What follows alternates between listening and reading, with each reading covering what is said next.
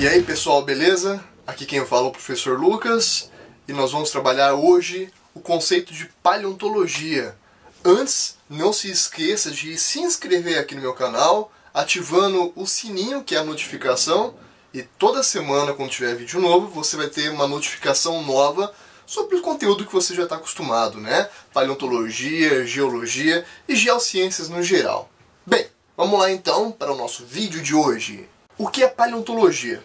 Vou pegar pela própria palavra. Paleontologia, então, esse prefixo que paleo significa algo que é antigo. Tanto é, se você já estudou algo em geomorfologia, é comum um estudo de paleocanais, né? Ou seja, canais antigos de rios. Ou se você estudou dentro da climatologia, a paleoclimatologia, são estudos destinados aos climas antigos. E paleo, então, se refere a tudo aquilo que é antigo. Onto vem no sentido de vida, e logia, lógico, né? Estudo. Bom, a paleontologia seria, pela sua própria etimologia, o estudo dos seres antigos. Assim sendo, paleontologia vai ter como objetivo principal estudar seres que são antigos, seres vivos que já habitaram a Terra em tempos pretéritos. E nós vamos trabalhar com uma escala temporal de milhares, milhões e bilhões de anos. Perfeito? Temos dois autores brasileiros que definem a paleontologia e é muito cobrado em alguns concursos. Professores de paleontologia também gostam de utilizar em sala de aula e cobrar em provas. O primeiro deles é o Mendes. Ele vai falar que paleontologia é estudo dos seres antigos que foram preservados em rocha. E o outro é o Ismar de Souza Carvalho, né, que publicou aqueles volumes de paleontologia gigantes, e é o melhor, na verdade, material de paleontologia em língua portuguesa.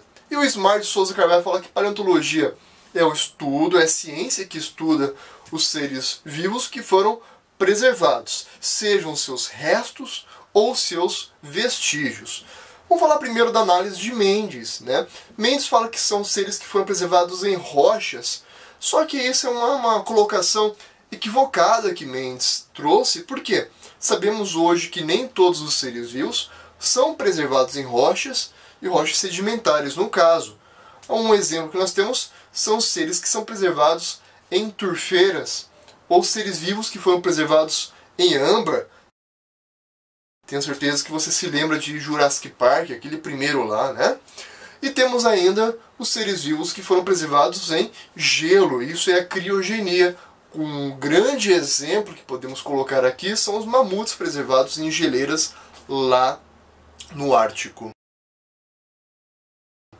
Bom, já o Ismar, ele coloca que é a preservação dos seres vivos dentro de duas especialidades, que são os restos e os vestígios.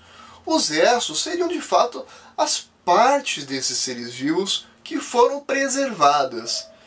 Já os vestígios seriam algum indício, algo que dê a entender que uma atividade biológica deixou alguma pista, algum sinal de que ela já existiu, de que ela já passou sobre a superfície terrestre.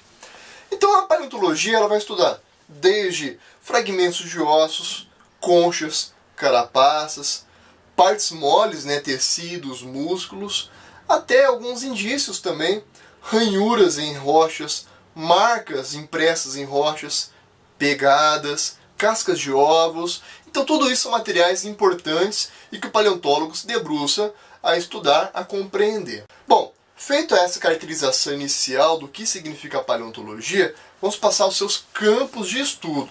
A paleontologia ela é dividida então em paleontologia de vertebrados, paleontologia de invertebrados, a micropaleontologia, a paleobotânica e a paleoicnologia. Então vamos lá, paleontologia de vertebrados, óbvio, né? Ela se debruça sobre o estudo de seres vivos, vertebrados, que viveram no passado. A de invertebrados é a mesma coisa, a diferença é que ela se debruça sobre o estudo de invertebrados que foram preservados. Um grande exemplo que nós temos disso é a análise de conchas. A paleobotânica ela vai se focar, portanto, na preservação de restos vegetais que nós temos, troncos petrificados, e a micropaleontologia estuda microfósseis, que seriam fósseis extremamente pequenos, né? A literatura trabalha aí na casa de meio milímetro para ser considerado já um microfóssil, mas há alguma divergência entre os autores. Vai trabalhar com pólens, vai trabalhar com esporos, com fitólitos. E isso faz o quê? A paleontologia também tem uma característica, um atributo econômico, já que muitos fitólitos, estromatólitos são bioindicadores ou paleobioindicadores de possíveis áreas com uma grande quantidade de hidrocarbonetos, né? Petróleo, gás, carvão. Então existe também esse apelo econômico da paleontologia. E por último, a paleoicnologia vai estudar justamente os vestígios de seres antigos. Então são aqueles paleontólogos que se debruçam sobre os estudos de pegadas, de antigos ninhos, de algumas marcas que ficaram impressas em rochas devido à atividade biológica, tocas feitas por seres antigos, cascas de ovos e assim por diante. Então são os principais campos de estudo da paleontologia. E para finalizar esse vídeo de hoje, pessoal, vamos falar sobre o emprego da paleontologia dentro de outras ciências. Eu costumo brincar com meus alunos que a paleontologia ela é uma ciência e que ela possui duas pernas, ou seja, ela se apoia, ela se respalda em duas grandes colunas do conhecimento. A primeira é a própria ciência da vida, as ciências biológicas.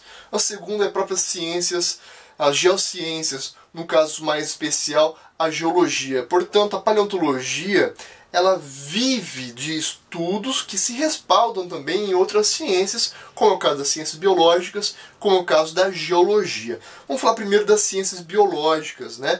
É impossível nós fazermos paleontologia se não tivermos uma compreensão básica sobre os seres vivos atuais. Pois é, nós conseguimos identificar, classificar e organizar filogeneticamente os seres vivos do passado, compreendendo os seres vivos da atualidade. Então, um campo muito interessante dessa abordagem biológica da paleontologia é a anatomia comparada. Então, nós conseguimos identificar um fóssil, por exemplo, e ver, analisando esse fóssil, dizer se é de um réptil, de uma ave, de um mamífero, e assim por diante. Então esse é um campo bem interessante da paleontologia vinculado às ciências biológicas. Já a geologia, né? Grande parte dos fósseis são preservados em rochas. Assim sendo, nós temos que compreender a formação das rochas, entender desde o processo de erosão, intemperismo, erosão, sedimentação, diagênese das rochas, litificação e erosão novamente, para compreender a própria história do fóssil. Por quê? Grande parte dos fósseis, eles são preservados em rochas sedimentares. E assim sendo, é fundamental entendermos como que ocorreu a preservação desse fóssil, como que ocorreu a fossilização daquele que já foi um ser vivo. Assim sendo, há toda uma história, um registro geológico que conta a história também do próprio fóssil. Se ele ocorreu a silicificação, se ele teve algum tipo de compressão, se houve um aumento de temperatura que acabou degradando um pouco aquele fóssil, se ele morreu dentro de um colapso ambiental, por exemplo, relacionado a movimentos de massa, se ele morreu atingido por uma grande cheia ou por uma grande enchente. Isso tudo faz parte da análise da rocha em si. Essa análise da rocha é fundamental para contarmos a história do próprio fóssil. Então, ok, pessoal? Espero que vocês tenham gostado dessa nossa explanação de hoje e sempre se lembre do seguinte: conhecimento adquirido é conhecimento propagado. Um forte abraço e até o próximo vídeo.